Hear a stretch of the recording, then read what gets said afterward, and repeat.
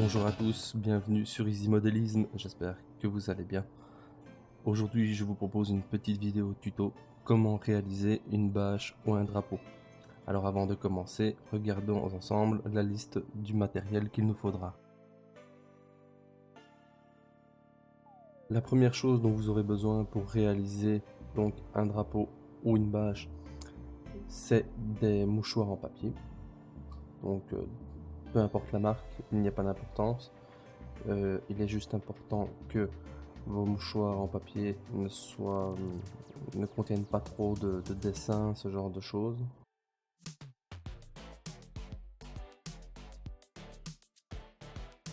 Pour pouvoir découper plus facilement nos mouchoirs en papier pour leur donner la taille que l'on souhaite, munissez-vous donc d'un ciseau. Munissez-vous également d'un pinceau usé pour appliquer la colle à bois plus tard dans le montage. Des cure-dents vous seront également utiles pour sculpter votre drapeau ou votre bâche plus tard dans le montage.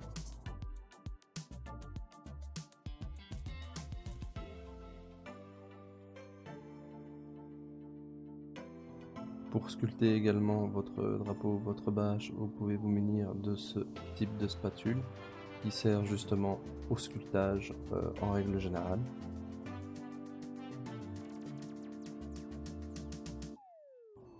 Pour réaliser un drapeau personnalisé comme dans cette présentation, munissez-vous d'un décalcomanie quelconque que vous avez créé par vous-même ou que vous avez acheté sur internet ou dans une bourse. Il vous faudra bien sûr un assouplissant, soit du microsol, soit un autre assouplissant. Il vous faudra une coupole d'eau, tiède de préférence, une petite coupole métallique qui vous servira donc à mélanger votre colle à bois. Bien entendu, je vous en parlais, il vous faudra de la colle à bois, donc de préférence une colle à bois express, donc à prise rapide. Une fois notre décalcomanie posée, il faudra le protéger. Alors je ne le montre pas dans la vidéo, mais il faudra donc du clear pour protéger notre décalcomanie. Là je viens de vous le montrer, il vous faudra le flat base pour justement avoir un rendu mat. Et un blanc brillant pour la base de couleur du drapeau. Ok les amis, voilà nous sommes partis pour ce tuto. Donc pour la première étape de ce tuto, nous allons découper un morceau de mouchoir en papier aux dimensions voulues. Attention de bien réaliser une présentation temporaire pour s'assurer de la bonne taille du morceau de papier, car plus tard en lui donnant les plis d'une bâche ou d'un drapeau, il perdra en longueur et en largeur finale, vu que l'on va le sculpter un petit peu et lui donner des plis pour le rendre un petit peu plus réaliste. Pour l'étape suivante, munissez-vous d'un morceau de pâte à fixe comme celui-ci pour pouvoir présenter votre drapeau, justement, votre ébauche de drapeau correctement sur la maquette que vous désirez.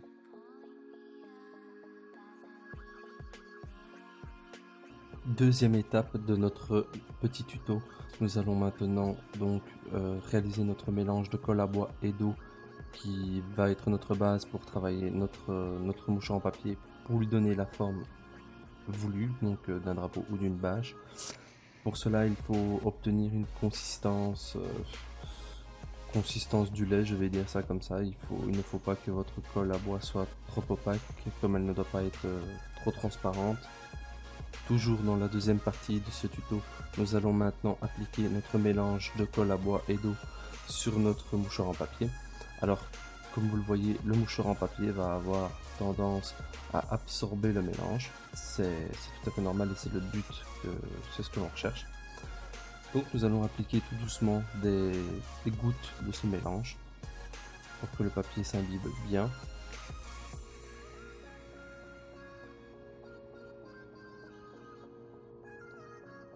N'hésitez pas en même temps à plaquer votre mouchoir en papier lorsque vous appliquez la goutte de mélange de colle à bois et d'eau pour déjà lui donner quelques plis comme vous le voyez.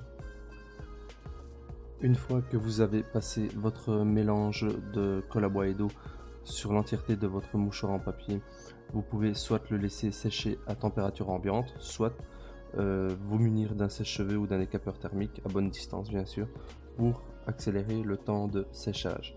Alors 2 ou 3 couches de ce liquide seront nécessaires. Et comme vous voyez, au fur et à mesure des couches, on arrive à obtenir de jolis plis. Jusqu'ici, je n'ai utilisé aucun outil de sculptage. Là, je vais en utiliser un. Alors, j'attends toujours la deuxième, voire la troisième couche de colle à bois et d'eau pour réaliser des petites sculptures. Alors pourquoi? C'est tout simplement parce que quand le mouchoir en papier est humide lors de la première couche, si vous essayez de le sculpter, il va avoir tendance à se déchirer. Or que si vous le faites à la troisième couche, il se sera déjà imbibé de 2 couches sèches de colle à bois et d'eau et sera donc un tout petit peu plus rigide, enfin même pas rigide, il sera plus flexible, je dirais. Et donc vous aurez beaucoup moins de risques de casser ou de passer à travers votre mouchoir en papier. Nous arrivons maintenant à la troisième partie de ce tuto. Dans cette partie, je vais mettre en couleur le drapeau que nous avons formé au cours des étapes précédentes. Pour la peinture, j'ai utilisé du blanc brillant de chez Vallejo comme je vous ai montré. Alors je vais appliquer 2 couches.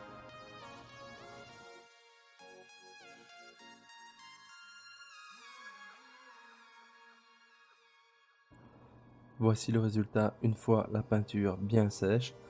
J'ai également appliqué une couche bien mouillée de clear Tamiya pour protéger justement ma peinture avant de passer à la phase suivante où je poserai mon décalcomanie. Nous pouvons maintenant poser notre décalcomanie. Donc ça, pour les décalcomanies, je pense que je ne vous apprends rien. Donc on le laisse tremper dans l'eau tiède quelques secondes. Une fois qu'il commence à se détacher de son support, on le pose, on éponge le surplus d'eau et ensuite on va venir passer des couches successives de microsol. Enfin, pour ceux qui utilisent les produits de chez Microscale, en tout cas c'est le microsol, donc l'assouplissant microsol, qui va venir assouplir le décalcomanie. Et ensuite, à l'aide de nos pinceaux, on va venir lui faire épouser les formes de notre bâche ou de notre drapeau dans ce cas-ci. Vous pouvez également vous aider d'un sèche-cheveux pour accélérer l'effet du microsol et pour le faire adhérer plus facilement au pli du drapeau.